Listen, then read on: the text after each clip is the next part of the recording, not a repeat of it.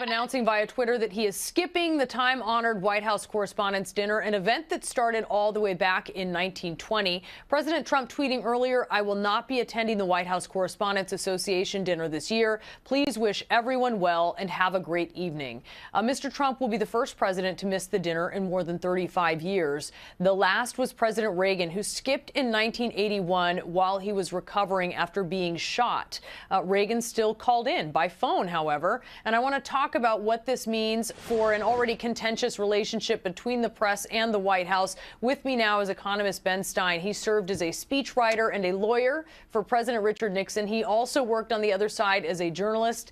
Ben, I suppose you're not particularly surprised by this development.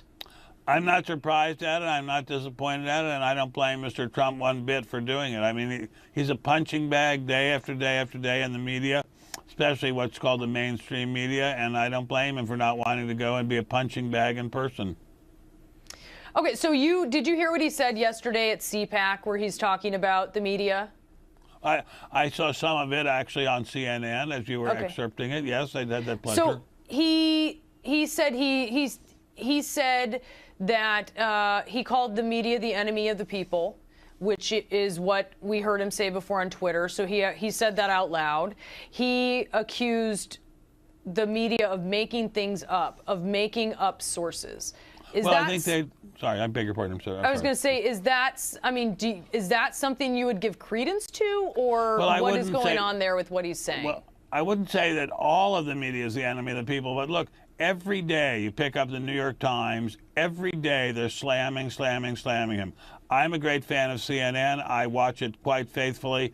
Every day CNN is slamming him. Every day they're looking for a scandal. They're just turning the woods upside down looking for a scandal. They're hoping, I think, to do to him what they did to Nixon a long time ago, and I still haven't found any real scandals.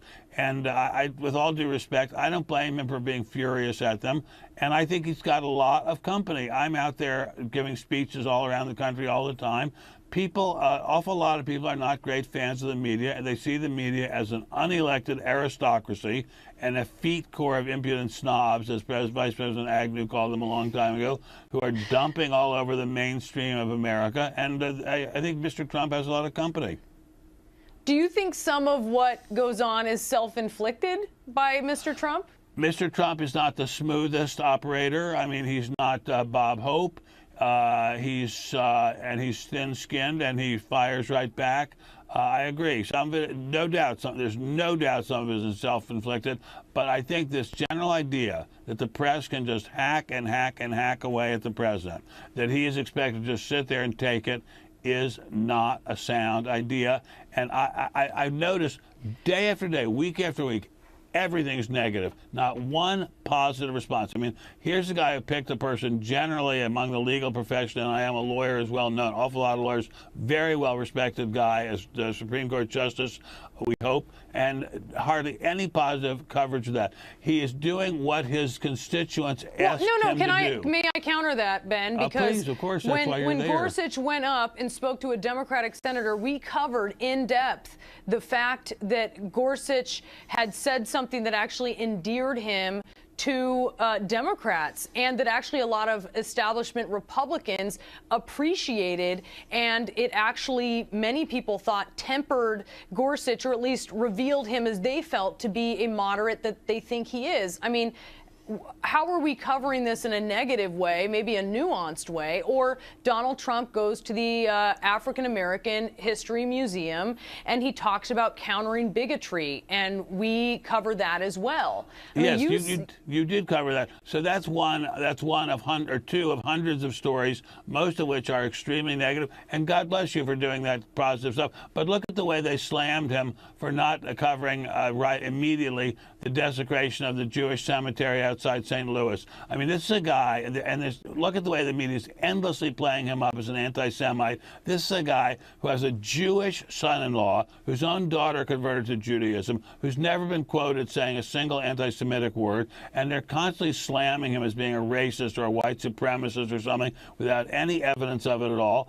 I think, with the greatest respect, and I appreciate your pointing out things where I was mistaken, but with the greatest respect, this is a guy that they're just smearing all the time.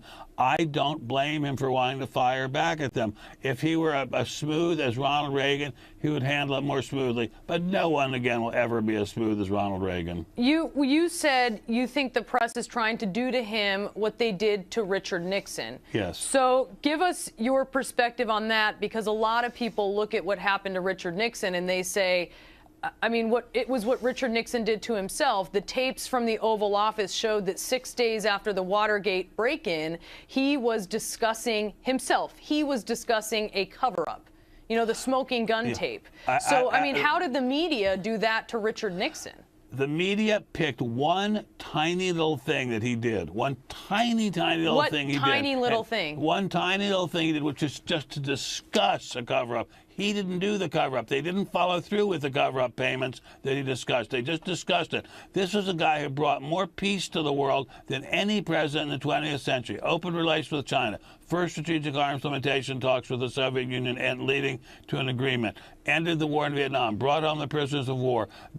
Saved the life of the state of Israel. And so you think the Watergate scandal and what was uncovered was phooey? It was not a good thing. Shouldn't have done it, obviously. But compared with his achievements, nothing. And I think they're doing the exact same thing to Mr. Trump, whose achievements, by the way, compared with Nixon, are nil. But I think they're trying to do the same thing. They're trying to undo him basically before he even gets started. I mean, I think it's just extremely unfortunate. The country has real problems, and for them to be focusing on trying to bring down this guy before he's even gotten started is a serious mistake. We have real problems. On Fortress Europa, Chinese red. 1990.